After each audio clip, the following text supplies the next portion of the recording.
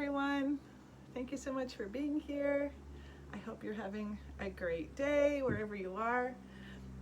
What I'd like to do today is to share some ideas with you for a project that you could work on outside of class, either on your own or with family, with siblings, anybody who'd like to get involved, and see where this can go. I'm pretty sure you can come up with some amazing things. This is actually a technique that I've been using a lot in my studio these days too, so I'm really excited to be able to talk about things that I'm working on as well and share that. It's my learning process also, so this is going to be fun. I would like to start with talking about some stamping. And you know that stamping generally involves stamps. You can buy stamps at the store. You know, they have stamps for everything. Teachers generally stamp your papers, you know, when you're done with your work, like great job or something like that. What I'd like to look at is just things that we can stamp on that you might not think of, or stamp with and stamp on, that you might not normally consider. Things that we find around the house. It'll help us look more closely at our environment and look at the things that we kind of might put in recycling or whatever and say, hey, you know what, that's kind of an interesting shape. We'll also eventually, maybe for the next time, look at how we can make our own stamps, like really make them with things that are around the house too, which is kind of what I do. But first, let me give you some idea of what I'm talking about. So any basic object that you have around the house, little small objects, you can put paint on and then apply to a piece of paper. What I did was collect a lot of circles, a lot of things around my house. So I got some lids. I have this one, that's kind of the big size. I have another size. I just went and found a lot of circles. I thought, oh, it'll be fun to do something with that. But you could look at other things. I got an old lip balm, but it has a really nice small circle at the end. So what I did basically was create this collection of different size circles, just from things I found around the house. Old containers, old jars, they're little lids and things. And what I'm gonna do is apply some paint to those and make some patterns. Now, what are we gonna make? That's a really good question. You can stamp on so many things. Depending on the kind of paint you use, you can stamp on paper, you can stamp on wood, you can stamp on clothing, on t-shirts, that kind of thing, which is actually something I'm doing a lot of right now. I'm stamping on a lot of textiles, which is fabric and t-shirts, and just kind of see where it takes you. So we don't need to run out and buy a lot of supplies. You will need some paint. Generally, watercolor, which is the paints that come in the pans, doesn't work very well. It's not thick enough, it's too wet. But the paints that work better are poster paints. Those are ones that might come in a little container and they're a little thicker and you can clean them up with soap and water. Poster paints, regular poster paints, or they come in a bottle. Or acrylic paints, which come in a tube, or in my case, I actually have a bottle of acrylic paint, but because I use a lot, so I have to buy it in a bigger size. And if I'm stamping on t-shirts, I use acrylic paints, or I use another special kind of ink for t-shirts. Both of those are great, but poster paints on t-shirts don't work because it'll wash off. And you could be wearing your beautifully stamped t-shirt, go out in the rain, it rains on you, and all of a sudden, like, oh, what happened to my beautiful design? It's gone. So we're going to work today with actually some acrylic paints, but you can work with whatever you have at home. If you have poster paint or acrylic paint, if you don't have it today, just go ahead and watch the video. You can usually get some of those things at the dollar store, at Michael's. They always have a coupon at Michael's for paint. Every week they run a coupon. You can take it in there and get one color at a time. That's what I do, and then I build my collection over time. So what are we going to paint on? What are we going to print on? Next question. I saved some papers. So I like this paper, and I'm going to tell you about this paper. This is the paper that I ordered something and it came delivered wrapped in these really great sheets of paper. This is a great size. Like, why would I throw this away? It's got some wrinkles in it. That's okay. I'm just gonna smooth it out and I could print on that. That's awesome. It's the same paper that I buy at school, by the way, for us. So we also, you can print on the regular paper we use at school. This is just construction paper. You could print on that, make a card. You can print, beautiful designs, put them in a frame, hang them in your room. You can make whatever you want, make art. It's kind of fun. And my favorite, which is actually what I'm going to work on, are the brown paper bags. Why do I love the brown paper bag? I like the weight of it. I actually, good old Aldi, look at this, it has a very nice graphic on it anyway. That's kind of a beautiful graphic. When we get to start to studying graphic design in middle school, we'll have to revisit that. But brown paper bags are great for art projects, for so many art projects. So you'll see me using those a lot. Another thing, you can make wrapping paper out of brown paper bags, which is very cool. You could also stamp, if you're careful, on tissue paper. That requires a little bit of a lighter hand, but you can stamp a design on that and wrap a present beautifully with printed tissue paper. What a nice, thoughtful touch for somebody. That in and of itself is a great gift, right? All right, so we're gonna start today with the brown paper bag, and I'm gonna cut it to maximize how much paper I can actually get out of this bag. So let me change this. This is a little awkward. Let's see if it'll stay steady. Yeah, that's better. What I'm gonna do is I'm gonna cut down here to start with, and I'm gonna cut down this other side also. All right, there's a way to cut this that gives me the biggest piece of paper, the longest piece with the least amount of folds. So I'm gonna cut those two sides. Right? So now I have this. I cut the front of the bag out, and I will cut along both sides of the bottom, like this. Right. Now it's all opened up. You can actually see how it would be folded into a bag. It's a giant origami project. We should have a challenge one day to see who could fold a mini brown paper bag. Let's see if somebody can figure it out. That would actually be a great challenge for us to undertake. I'm going to remember that. So now I have this really nice size piece of paper. Again, don't worry about the wrinkles. Never fuss about that in this scenario. If you were really fussed about it, something you can do is put it between two damp towels, not wet, but like two damp towels, and iron it. And the wrinkles come right out. It'll be a beautiful flat piece of paper. Never iron straight on paper. Put it between two towels and iron it, and it'll come out beautifully. Right. So, what I'm gonna do now is I actually am going to mix some paint. Doesn't take a lot. This is a big thing of, as I said before, it's acrylic paint. Acrylic paint also comes in tubes, right? Where are my acrylics? Hello. Maybe they're not here with me right now. Here they are. Usually we're used to seeing them like this. This is fine too. You can use out of the tube. This one just has a little more, it's a little more fluid. It's a little more like the consistency of yogurt, so for printing is better. But if you have a tube of paint, you can just mix a tiny bit of water in at a time, just to loosen the paint up. It wants to be like the consistency of yogurt. For printing is the best. And I'm going to take this. This is actually one of my favorite colors too.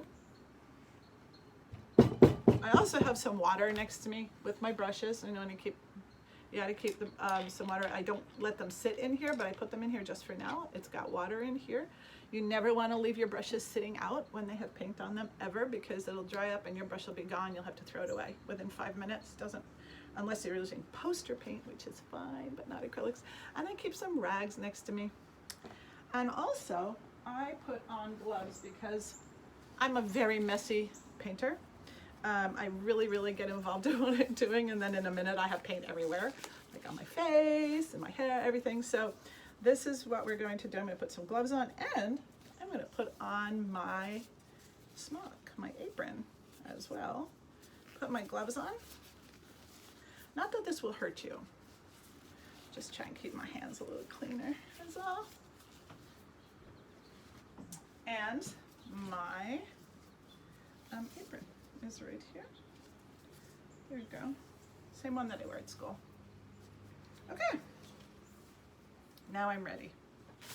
So I will put a small amount of this in here. Whatever paint you're using, just go ahead. A little bit at a time is fine. You can always add more. Okay.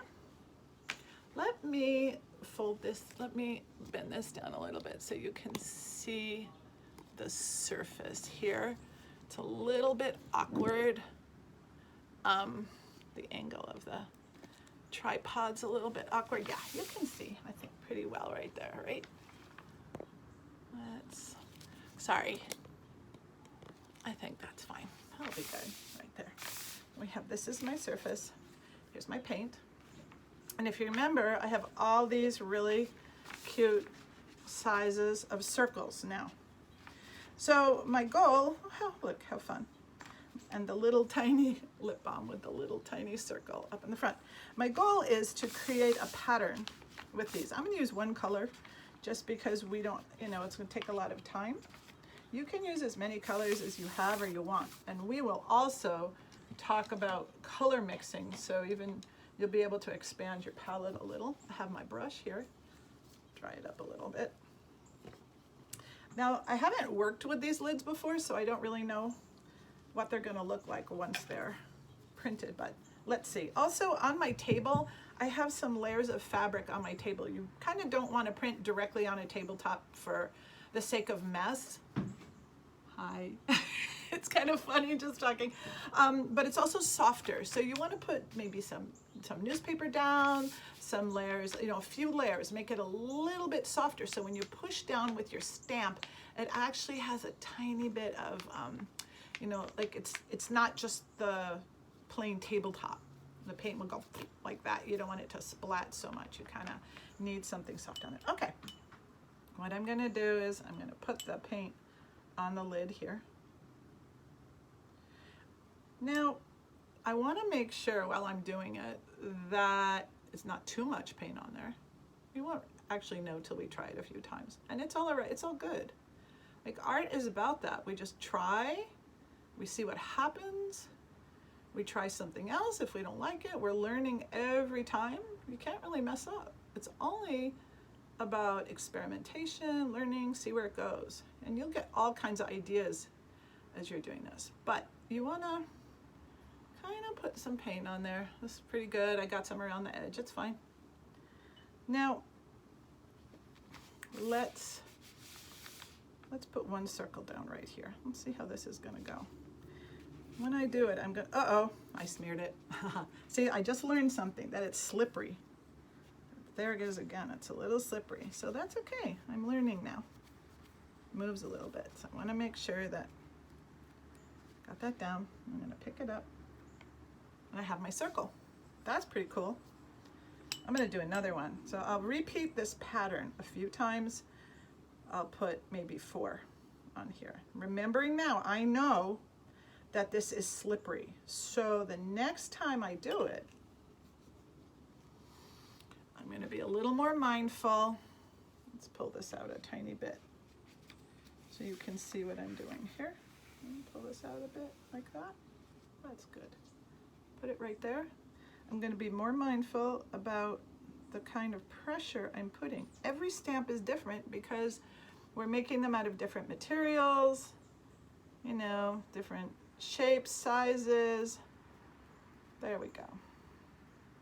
I'll make sure I got my edges really nice and a little bit of pressure on. That was better because I was prepared for the slipping this time, so it went much better. I have another one. That's okay if it has that little spot on there because you can leave it. I mean, hand printed things have those. I leave them sometimes. Or you can just drop some paint in there with your brush if you want. Carefully. There you go. All right, I'm gonna do one more over here. Again, can use as many colors as you want. If I was changing color each time with these circles, I would wipe the lid off with my rag over here, make sure I got all the color off, make sure I was using a clean brush before I put more paint on. Let's see, I'll put this one here. Again, now I know about the slipping issue, so I can be very mindful and pay close attention. This is also how we learn about materials and stuff. We learn about the way things are in the world when we manipulate them and try them these ways. So that's kind of a great observational activity for us. And you'll remember like, oh, there, I got another one. This is pretty cool. Kind of love this circle. I love the size of it too. It's a great little size right there. All right. Now, let's see what will happen here. My last one will go right here. For now, I would probably do the whole sheet. If it wasn't a demonstration for you, I would just go ahead and I would keep printing until the whole surface was covered. But just because I'm trying to save a little time and focus on my technique demonstration right now, I'm gonna, uh-oh, got a little smudge. That's okay. That's what I'm telling you, I'm a kind of a messy artist. I should have wiped my hands better and paid a little closer attention, but that's fine. All right, I'm gonna close this door. I'll be right back. Don't go away.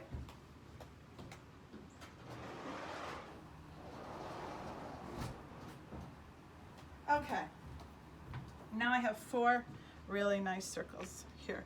You know what? I am gonna change color. I decided that's what artists do. They change their mind in the middle of things. You know what? That's it. That's okay. I'm gonna use some white paint next, right here. And I'm gonna use this next shape, this next circle shape right here. It's a little smaller. Let me get my brush here, dry it up, make sure that there's no color on my brush so I'm not introducing any color. I could mix those 2 colors together and make a beautiful light blue as well. This paint you'll see is in a jar. It depends on what I'm using. Now I haven't used this lid yet. I'm not sure it's completely flat all the way, but let's see. Let's see what this lid does. All right, let's do it right here.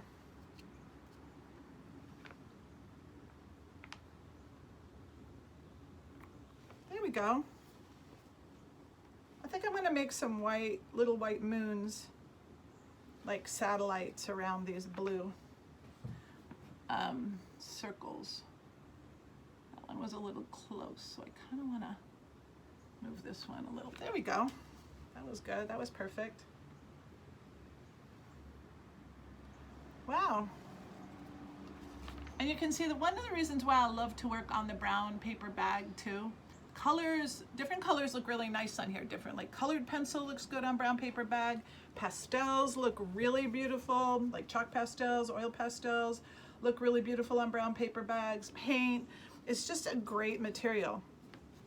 If you can get a roll of brown craft paper, which is what they call it, it's basically the same thing. It's not expensive at all. I buy that roll and I use it all the time. I like to paint on it with black ink. I just love the way it looks. It's a really nice natural, it looks great with glitter too because it is so organic and natural, and if you put something like metallic or glittery on it, it looks amazing. It makes a really beautiful kind of contrast. And you can see what I'm doing right now is I'm making these little moons to orbit around here. And I would just continue with this with each of them, but I want to try out another lid real quick. There. I'm going to continue with this all the way around here. But before I do that, for the sake of time and demonstration, I want to try this. I'm really excited about this little tiny one. If you want to know. I'm still going to stay with the white for now. I think it's making a really nice contrast with the blue and the brown. So here's this. This should be very cute. This little tiny one on the old lip balm. Let's see. Maybe here. in between, like a little small one. So cute.